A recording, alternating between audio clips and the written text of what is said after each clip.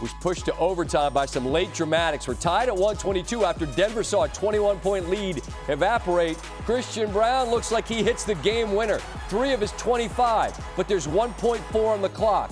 Just enough time for a tremendous play. The inbound goes to Devin Booker, quickly to Kevin Durant. Got to get it up in a hurry. He does. That's Bottoms for 3 of his 29, and this game is tied, but in overtime. Here's the history. Jokic, backdoor Michael Porter Jr. Nikola goes for 31, 21, and 20. 2. We've never seen it, ever. Western Conference standings look like this. It is cluttered on the back end. You got stars all over the place.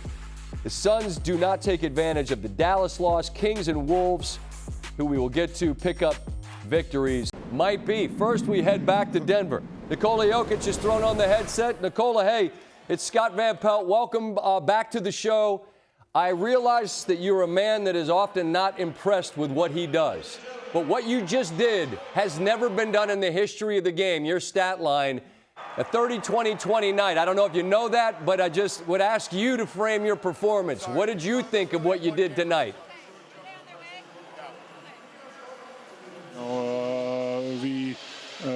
We didn't play well against Sacramento, and I think we just find a way to win the game. You know, it was a high-scoring game. I think maybe both teams are shooting the ball really well, so it was just that kind of night. Nicole, it's a 30-20-20. No one's ever done it. I mean, like, you make it look easy. Tim Legler, who's calling the game, says, I've never seen anything like it. I get that this is just kind of what you do, but do you appreciate, for those of us watching it, we're just kind of shaking our heads? Thank you guys. I think I'm gonna see this and then think about this when my career is over. I always say that it's some kind of legacy that it's gonna be nice to go when I finish my career in my couch and like I had a really good game. So right now it's just we have a back-to-back in 2 days or tomorrow in 2 days. So I'm thinking how to get rest, how to recover myself. Okay, I understand. In terms of your team. And where you sit in the West, we know that there are really good teams around you, but your group has done it. As you play these last 19 games with an eye on the playoffs and trying to do it again, what's the sense of confidence you have of your ability to do it one more time, Nikola? I think we are not playing well. We are not.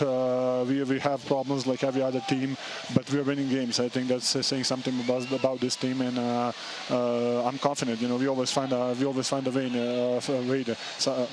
way. Sometimes it's not good. Sometimes it's not really pretty, but we find a way in winning games. So, and I think in the playoffs, when it matters the most, we're gonna find a way. Well, I know you want to go get some rest, and we're going to spend the rest of the hour doing the one thing you won't, which is just saying what you just did was ridiculous. Congratulations, sir. An amazing night. I appreciate it, all right? Thank you. Yeah, it was a pleasure. Thank you. Thank you, guys. All right. Be well. Nikola Jokic. Yeah, what are you going to do? When I'm done, I'll say I had a good game. It's insanity. In addition to putting up the first 30-20-20 game in NBA history, it's his second career game with at least 25, 20, and 15. The other was in January. Only players with more are a pair of all-time legends, Oscar Robertson and Wilt Chamberlain. Come on, Albin, throw him up. Where's it? Albin. All right. There you go. We didn't rehearse it. I'm sorry. Those 8 combined games, by the way, by these 3, are the only such games in the history of the NBA. Perk, I'm going to ask you to do what Nikola Jokic wouldn't do. My man always like, yeah, okay, I don't know, I'm tired, whatever. Like, nothing. I get it. He does very little that impresses himself. But my God, Perk, how do you give me context to something we've never seen before? Well, Scott, let me say this. That was one of the greatest individual performances I've ever seen with my own 2 eyes, okay? And look, let me say, I grew up watching Akeem the Dream Olajuwon. I grew up watching David Robinson. I grew up watching Shaquille O'Neal.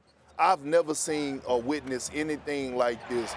That man completely took over this game in great fashion. You talk about a one-man system, a one-man offense that does it all. I mean, from pushing the rock up the floor to getting others involved.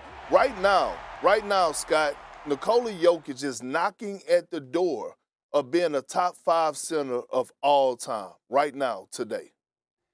You're saying a lot in saying that, because we could go on a list, man, and that position's loaded all time, and some of the youngsters out there are going to need to go to Google or a search engine of their choice to go back to Wilt and Bill Russell, etc. Man, there's some all-time greats. But look, what he's doing is remarkable, and yet, Perk, I know, as great as he is, and even though they've won a championship, you have concerns about their makeup. What is it that gives you pause and says, yeah, but? Yeah, I mean, Scott, look, I'm straddling the fence to when it comes down to the Nuggets. Are they pretenders or real title contenders? And when I look at them, I'm like, okay, yeah, they hit a lot of threes tonight. I believe they were 21 for like 40 from the three-point line. But I don't see that on a consistent basis from the others around Nikola Jokic. Defensively, can they guard at a high level? I don't see that as well consistently. And I think when you look at their rim protection, they're one of the worst in the league. And so when I'm looking at the Oklahoma City Thunder and I'm looking at the Los Angeles Lakers, who have perimeter play, some elite perimeter play, can they get down and slide those puppies when it matters the most? I know that the Denver Nuggets can win a first-round series in the Western Conference, but when you have a guy like Nikola Jokic, your goal is to go win another championship. And I'm not there yet, and I'm not sold on the others being able to play consistent at a high level through a 7-game series. Ja Morant, the Grizzlies, on a 4-game skid in Dallas, taking on this Dallas team, which is just decimated by injury. Mavericks starting lineup played 0 minutes together this season. They've only got 9 active players available. Meanwhile, Ja Morant in the gorgeous Memphis unis. I'm Mr. I Hate Everything uniform. These Memphis unis are spectacular. Brandon Williams hits the 3. Mavericks tie things up. Najee Marshall with the steal. Williams, the first Mavericks player with 25 points, 5 rebounds, and 5 assists off the bench since J.J. Barea, 2016. Mavericks lead by 5 at the end of the third quarter. Grizzlies, you can't lose this game. Ja, as good as anyone in the world at that play right there. Hanging, waiting, and finding some clean airspace. Remarkable bucket. It's a 1-point game. Now we're tied, 4 to go. Morant finds Desmond Bane, and the Grizzlies lead by 2. This is what we're used to seeing Bane do. That's cash from deep. He finishes with 27 and 16 boards. Grizz up 5. Morant, little body, creates some space. He had 31 and 8, and the Grizzlies end up winning on the road by 11. Memphis has got Ja, and we understand he got hurt and he's had issues that took him away from the game for a period of time. But that's a team I don't hear people talk about a ton, and Ja Morant has got a whole lot to love about his game. What stands out to you? Well, Scott, we needed this game tonight out of Ja Morant. Everybody wanted to see this Ja Morant tonight. And I understand Coach Taylor Jenkins, he have a new system, new offensive system where they don't run a lot of ball screens. Everyone touch the ball. But that's not going to get you to where you're trying to go in far as competing in the Western Conference at a high level.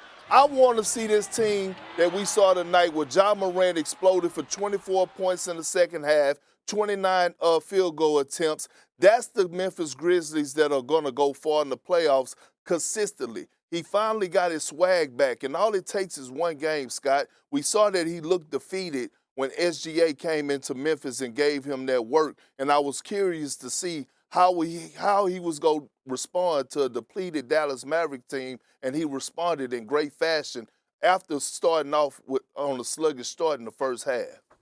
Perk, I appreciate you hanging late with me. Good to visit a couple times this week. All flats for you this weekend, my friend. I look forward to talking to you again soon, all right? Appreciate you, Scott. Aaron Fox back in Sacramento as the Spurs visit the Kings. Kings fans showing up to support their former star, which is what they ought to do. Dude gave you guys all he had during his time there, and now he plays for San Antonio. Those are the first points of the game. He finished with 16 on a poor night from the floor, 6 of 17. There's a good look for the rookie out of UConn, Stephon Castle. San Antonio up 6. And the second, Zach LaVine would take over. He had a clean look, and he is just getting warm. That lit the fuse, and now here comes Levine. Little fade away. Next Kings possession. Levine. Man, he caught that in rhythm, and you knew it was going up. Another three. Then Levine uses the screen. Cookies! How about a 16-point second quarter? And the Kings lead comfortably. Levine. Contested one-leg jumper. He's fine. Here it's steal for Keon Ellis. Goes coast to coast. Trey Lyles to DeMar DeRozan, who goes baseline. He had 22, and Sacramento's rolling. Levine's night added up to a total of 36. Tough drive, and the floater's good. Kings, 127-109.